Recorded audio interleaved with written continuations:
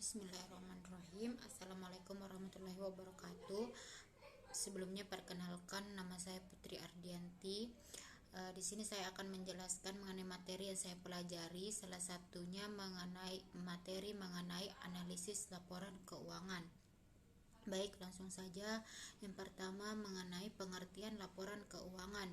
Jadi, analisis laporan keuangan merupakan salah satu cara untuk mengetahui kinerja suatu perusahaan dalam suatu periode. Laporan keuangan merupakan kewajiban setiap perusahaan untuk membuat dan melaporkannya pada suatu periode tertentu. Secara umum, laporan keuangan adalah laporan yang menunjukkan kondisi keuangan perusahaan pada saat ini atau dalam suatu periode tertentu.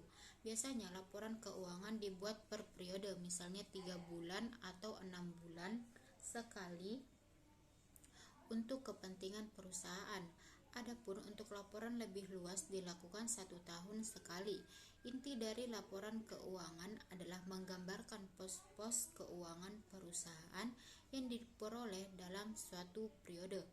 Ada beberapa macam laporan keuangan, diantaranya yaitu neraca, laporan laba rugi, laporan perubahan modal, laporan catatan atas laporan keuangan, laporan arus kas. Yang pertama, kita akan membahas mengenai neraca. Seperti halnya tadi, neraca merupakan salah satu laporan keuangan yang terpenting bagi perusahaan. Pengertian neraca sendiri menurut James C. Van Harney adalah ringkasan posisi keuangan perusahaan pada tanggal tertentu yang menunjukkan total aktiva dengan total kewajiban ditambah dengan total ekuitas pemilik. Dengan kata lain, laporan keuangan yang disusun secara garis besar dan tidak mendetail. Neraca juga menunjukkan posisi keuangan berupa aktiva, kewajiban, dan modal. Komponen yang terkandung dalam suatu aktiva dibagi ke dalam 3 bagian, yaitu aktiva lancar, aktiva tetap, dan aktiva lainnya. Kemudian kewajiban atau hutang dibagi menjadi 2 jenis, yaitu kewajiban lancar atau utang jangka pendek dan utang jangka panjang. Dan komponen dari modal terdiri dari modal setor dan modal laba yang ditahan. Secara garis besar, komponen neraca dapat terdiri dari beberapa komponen, diantaranya aktiva lancar yang terdiri dari kas, rekening pada bank, deposito berjangka, surat-surat berharga, piutang, pinjaman yang diberikan, sediaan, biaya yang dibayar di muka, pendapatan yang masih harus diterima, dan terakhir aktiva lancar lainnya. Aktiva tetap terdiri dari aktiva berwujud, yaitu tanah, mesin, bangunan, peralatan, kendaraan, akumulasi penyusutan, dan aktiva lainnya. Kemudian aktiva tetap tidak berwujud, yaitu goodwill, hak cipta, lisensi, dan yang terakhir merek dagang. Kemudian aktiva lainnya terdiri dari gedung dalam proses, tanah dalam penyelesaian, piutang jangka panjang, uang jaminan yang muka investasi, dan lain sebagainya. Adapun komponen-komponen neraca yaitu utang lancar, utang jangka panjang, ekuitas, dan lain sebagainya. Kemudian kita akan membahas mengenai laporan laba rugi. Laporan laba rugi memberikan informasi tentang hasil-hasil usaha yang diperoleh perusahaan. Laporan laba rugi juga berisi jumlah pendapatan yang diperoleh dan jumlah biaya yang dikeluarkan. Dengan kata lain, laporan laba rugi merupakan laporan yang menunjukkan jumlah pendapatan atau penghasilan yang diperoleh dan biaya-biaya yang dikeluarkan laba rugi dalam suatu periode tertentu. Menurut James Evan, laporan laba rugi merupakan ringkasan pendapatan dan biaya perusahaan selama periode tertentu, diakhiri dengan laba atau rugi pada periode tersebut. Laporan laba rugi terdiri dari penghasilan dan biaya perusahaan pada periode tertentu dan biasanya untuk 1 tahun atau tiap 6 semester atau 3-6 bulan. Komponen pendapatan yang dilaporkan dalam laba rugi terdiri dari 2 jenis, yaitu yang pertama pendapatan atau penghasilan yang diperoleh dari usaha pokok suatu perusahaan, dan kemudian penghasilan yang didapat atau diperoleh dari luar usaha pokok atau perusahaan. Beberapa komponen yang terdapat dalam suatu laporan laba rugi diantaranya penjualan, harga pokok penjualan, laba kotor, biaya operasi, laba kotor operasional, penyusutan, pendapatan bersih operasional, pendapatan lainnya, laba sebelum bunga dan pajak, biaya bunga, laba sebelum pajak, laba sesudah bunga dan pajak, yang terakhir laba per lembar saham. Kemudian kita akan membahas mengenai tujuan dan sifat laporan keuangan. Tujuan laporan keuangan disusun guna memenuhi kepentingan berbagai pihak yang berkepentingan terhadap perusahaan. Secara umum, laporan keuangan bertujuan untuk memberikan informasi keuangan suatu perusahaan baik pada saat tertentu maupun pada saat periode tertentu. Laporan keuangan juga dapat disusun secara mendadak untuk kebutuhan perusahaan maupun secara berkala. Ada beberapa tujuan pembuatan atau penyusunan laporan keuangan, yaitu 1. Memberikan informasi tentang jenis dan jumlah aktiva yang dimiliki perusahaan pada saat tertentu. 2. Memberikan informasi tentang jenis dan jumlah kewajiban dan modal yang dimiliki perusahaan pada saat tertentu. 3. Memberikan informasi tentang jenis dan jumlah pendapatan yang diperoleh pada suatu periode tertentu.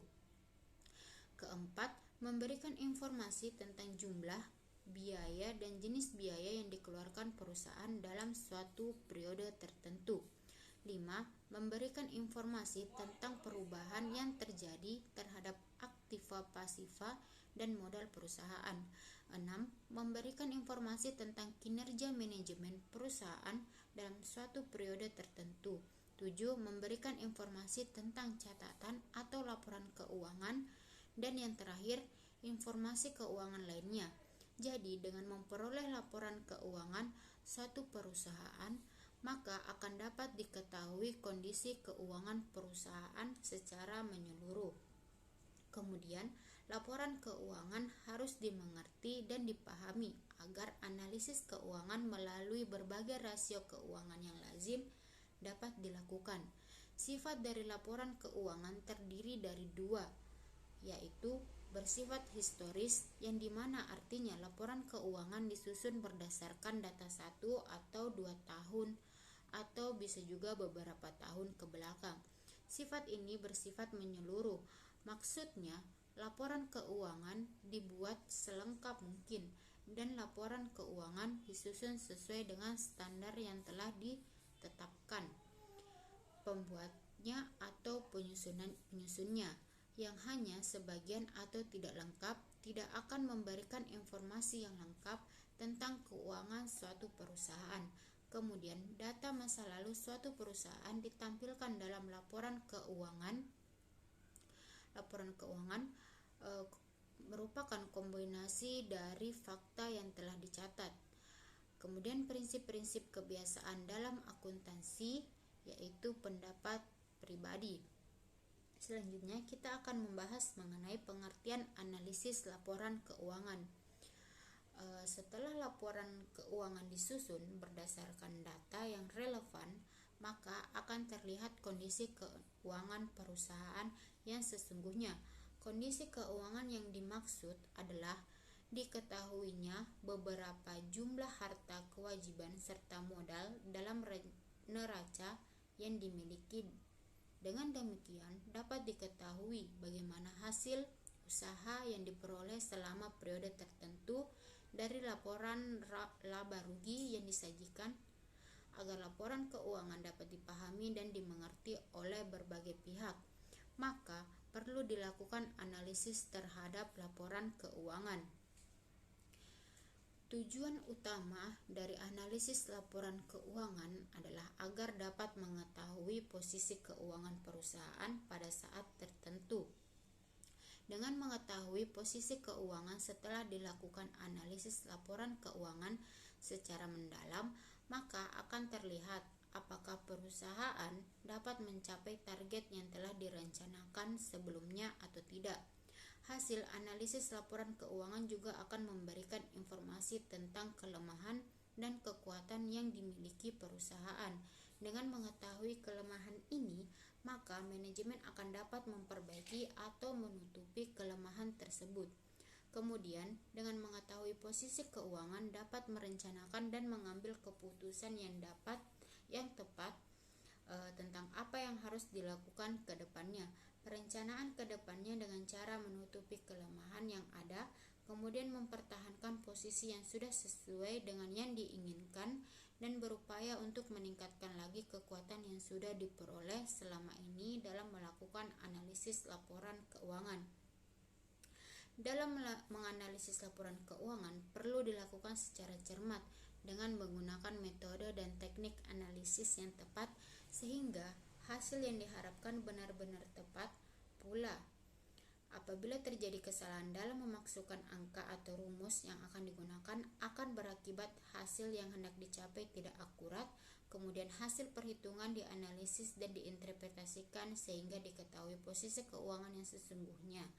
Semuanya harus dilakukan secara teliti, mendalam, dan jujur. Analisis laporan keuangan dapat dilakukan dengan menganalisis laporan keuangan yang dimiliki dalam satu periode. Di samping itu, analisis laporan keuangan dapat dilakukan pula antara beberapa periode, misalnya 3 tahun kemudian. Menganalisis laporan keuangan dapat dilakukan antara satu laporan dengan laporan yang lainnya. Hal ini dilakukan agar kita lebih tepat untuk memulai kemajuan atau kinerja manajemen dari periode ke periode selanjutnya. Tujuan dari manfaat dari analisis laporan keuangan yaitu yang pertama, untuk mengetahui posisi keuangan perusahaan dalam satu periode tertentu. Kedua,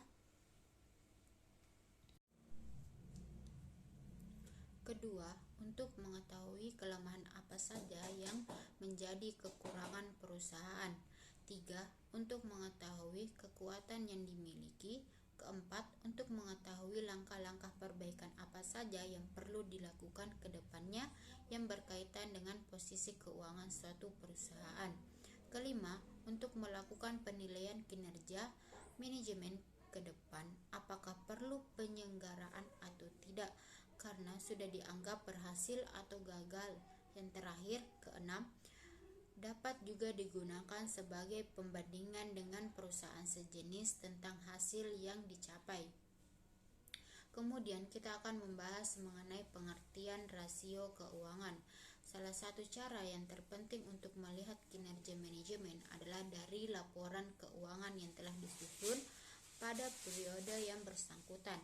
Ukuran apakah manajemen berhasil atau tidak dalam meningkatkan kinerja, maka terlebih dahulu harus dilaporkan pada laporan keuangan tersebut. Kemudian dianalisis yang kita kenal dengan nama analisis laporan keuangan. Dalam laporan keuangan akan terlihat aktivitas yang sudah dilakukan perusahaan dalam suatu periode tertentu. Yang sudah dilakukan tersebut dituangkan dalam angka-angka, baik dalam bentuk mata uang rupiah maupun dalam mata uang asing.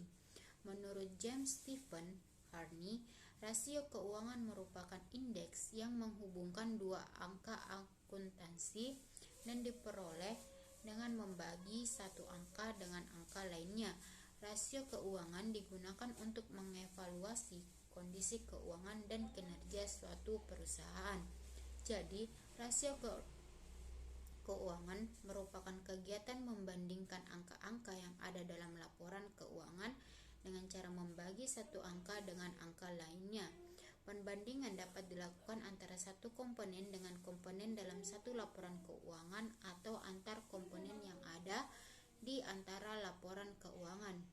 Kemudian, angka yang diperbandingkan dapat berupa angka-angka dalam satu periode maupun beberapa periode.